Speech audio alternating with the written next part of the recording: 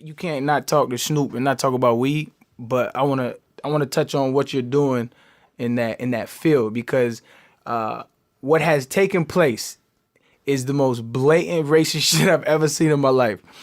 They have locked up brothers for weed for years, and then they turn around and made a multi-billion-dollar business out of it. And won't let them niggas out. They're starting to, because they don't have a choice. Starting to. I hear you. I hear you. Nigga, if it's legal, what the fuck am I locked up for? Fuck starting to. Dog, you're fuck preaching starting to the choir. to. I don't want to hear that starting to shit. How many white ones still in there? 100%. I'm with you. Let's do the numbers on. Let's Google that. Overwhelmingly, people of color are locked up for More drugs. Latinos and blacks are locked up behind marijuana than Caucasians. 100%. Now that it's legal, immediately you should start releasing the Latinos and the blacks to level off the playing field, because they were doing something right. They were businessmen, and now this is a business, and now you cutting into their business. Right. That's how America do you, though. But to me, that's been the most blatant racist shit. Alcohol was the perfect way. Tobacco was the perfect. They had created. They created something called the Alcohol Tobacco Force, ATF. Yeah. To regulate. That's insane. And they created something for weed called the MED, the Marijuana Enforcement Department. Not the feds, but the meds. And see, a lot of you niggas don't even know that, because you ain't in a state where it's federally legal. California is not federally legal. It's not federally legal at all, is it? It's federally legal in Denver, Colorado. It's federal. Oh, it's a federal? Yes, it's recreational and medical. I didn't know that. They have an MED. When it's medical and it's recreational, that's when it's federally legal. It's only in a few states. Right. Now, Canada is federal everywhere. It needs to be. It needs to be. You got dudes with warehouses full of just cash because they can't put it in the bank. Yeah. Oh, you man. here soon. I'm with you. You hear me? Man, hit me on the line. No, for real, for real. Hit me on the line. Like, I like going where they ain't looking. Yeah. Like California crowded. I don't have no weed company in California. Right. I just fuck with niggas in California. I got people that I deal with, that I get down with. And when I do make my deal in California, it's got to be legit. It's got to be sealed up tight to where it's federally regulated. Everything is on point. Because I'm a big name and I can't have no fuck ups going with my business. I don't do that kind of business. I do legit business. Yeah. So the California train, I ain't really jumped on it. I just keep dealing with people who got the best herb. And I push and promote their shit because I'm unselfish. Right. And I want to see everybody win. Right. And then when I come in the game, I'll get an umbrella deal like Jordan. You know Jordan with Nike? He got all these niggas signed to him. All you weed niggas gonna sign to me because I'm gonna be the biggest thing moving, and I'm gonna put you under my umbrella. I've been pushing you already for no money. You might as well join my forces. Right. You make the right moves, man. That's why I've always respected your business mind. Always. I come from the streets though. I come from giving a motherfucker something, and if they like it, give them some more. And the third time I charge them. Say that one more time. Give you some. Second time, give you some more. And then the third time, I'm gonna charge you. That's real though. That's a real business tactic. It's the same thing that people do. Like I say, if you go to the mall and they have those samples, right? And they give samples away, and it's part of the business cost. Like, yeah, it's a great business. Then your ass find yourself going in there buying a whole plate of shit. exact shit that you weren't even hungry for. That's beautiful though, man. Hey, but that's why I say the streets can take you to a certain level if you know the right aspects of the streets to take with you. Like, I learned that on the streets. Right. But you would have never known that. I didn't go to no business school. I didn't graduate from college. But that's an important point. And this is why I have this argument with people, especially online. I'll be on Twitter all the time arguing with people because I love it. But the common misconception is that there is, and people feel like this, dog. Like there's intellect lacking in our neighborhoods, right? And I'm like, that is not the case. The problem is, it's just like you were talking about earlier, we don't speak the same language, right? There are certain things that you've learned on the street that you can learn in a college class, yes, which I have. I took economics, right? And so the shit that you're explaining to me it's supply and demand. It's just the translation of it all. We get lost in translation. Exactly. So I mean, I feel like you can learn from both worlds, but that's an important point, and I feel like people like you are extremely important. People like myself are extremely important. Yeah, because made it up out of circumstances, but can convey those messages to both crowds. Yes. That shit is a gift. It is, because to make them understand that this shit worked, because now what I'm doing now is tech plays now, where they have Snoop Dogg come out and talk in front of a bunch of millionaires and billionaires with tech companies, and they ask me questions like, so how did you sustain your career and manage to do this and do that? Because they want to know. Because a nigga's a marketing machine. I mean, 100%. And I tell them like this.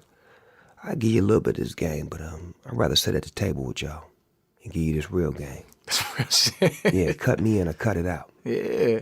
You ain't finna get all this game on this stage right now. That's real shit. Yeah, sit me at the table with you. Put me a part of your company, and you can get all this game. But that's what they do. And that's what I learned when I first got money, was that the game was full of nepotism. Oh, boy. It was full of who you know. Mm-hmm. It was just It's not what you know, it's who you know. 100%. And like, just to keep reiterating the point that we were talking about, we need people like you to put people like underneath your umbrella and just keep bringing it along, because that's how dynasties get started. That's how Fortune 500 companies get started. It's people like that, and you keep feeding that monster. That's what we're doing. I just combined with Deion Sanders to create a company called 2021 for the simple fact that we both do the same shit. We both coach kids. We love our communities. We give back. We mentors. We fathers. And it's like we competing against each other as opposed to competing with each other. So me and him love each other. We sat right in here with me and you sitting at. And I said, Deion, I want to be on your team. I want to play for you, man. Because I love you and I want to play for you. And he said, D-O-double-G, I've been playing for you. Well, let's come together, man, 2021. And we formed a company just like that. And that's two great men who are going to do great work for the community that's going to attract other great men. Mm-hmm. Because people that get down with him won't feel left out. Mm-hmm. People that get down with me won't feel left out. You don't have to. Come on in. There's room for everybody. We started this so entertainers and athletes could do shit together, because we are together. But nobody's breaking the ice.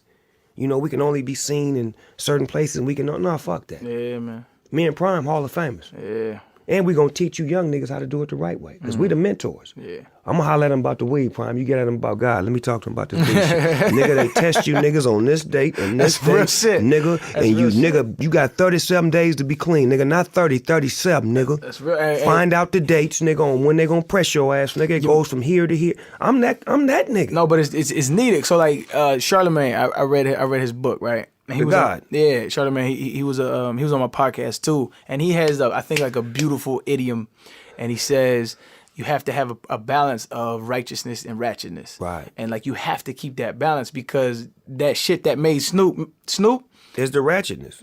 but it's brilliance, right? And so it's like Black Twitter. You know what Black Twitter is? It's like, it's ignorant shit, but it's out of that emergence comes like some brilliance, and you have to have that balance in Got your to life. stay connected to that. 100%. Can never disconnect from that. That's a piece of you. Like, your heart is in two pieces. One of them has to stay that way, one of them has to stay this way, and you have to control the chemical balance of it all to know when to exalt those and when to distribute that power out there, which is hard sometimes, because motherfuckers be working you and trying to pull you out of character. But the main thing that I learned, and I learned this from Tookie Williams, rest in peace, was to master myself. He taught me this one word, sang fraud. They was about to kill this man. They was about to take this man's life. He was on death row. He was like 2 days away from dying. And me and him was talking, and he was so calm talking to me and laughing and joking and telling me about all the great things that he'd seen in me and wanted me to do. And I said, man, how are you so relaxed right now? He said, brother, the word is sang fraud, and that's to remain calm under pressure. And when he told me that word, I started practicing that shit and started mastering myself. And I learned how to become sang fraud, to always be calm under pressure. Dog, I'm gonna tell you how accurate that is, because as an athlete, it's the same concept, right? If you tense up, you don't get all the use out of your muscles that you could if you were relaxed. And I remember the moment this hit me. I was in the NFL still struggling with this, but the moment it hit me was when I was courtside at a Miami Heat Houston Rocket game, and I saw LeBron drive into the hole. And when he was driving to the hole, his face was so relaxed. It was bouncing. It was just relaxed. And it was like an epiphany. I was like, yo, you have to relax in tense situations. And I took that, and it was applicable to my life. Wow. That moment was huge for me. It was a weird moment. I've never even said that shit before, but it was a weird moment. But like, that shit is true, right? It's 100%. But I'm in the listen to where I'm at. Nigga, I'm in San Quentin in a one-man cell with me and him. And Tookie's a legend, man. Just me and him chopping it up. They brought sandwiches and crackers and milk. I'm in that, you know what I'm saying? I'm in the zone, man. Like, man, I'm talking to the greatest jail feast. The greatest gang member ever, man. Yeah. This is the Darth Vader of gangbanging. You understand me? That's real and shit. I'm chopping it up with him, man. That's real shit. And the information that he gave me, you would have thought that he would be giving me information on, get the homies together. Man, that nigga, he was nominated for like 6 Nobel Peace Prizes. Was he really? He wrote children's books. I remember that. On gang violence. Yeah. That's where he was at with his life. Yeah. So it rubbed off on me. I remember the uproar when he was on death row and how they were like, yo, if you ever want to reform a nigga, this is the nigga. But, I mean... Schwarzenegger. Yeah. And they ain't killed the nigga since him. Really? That was the last one? And Charles Manson died of natural causes. That's insane. And Charles Manson was in there before him.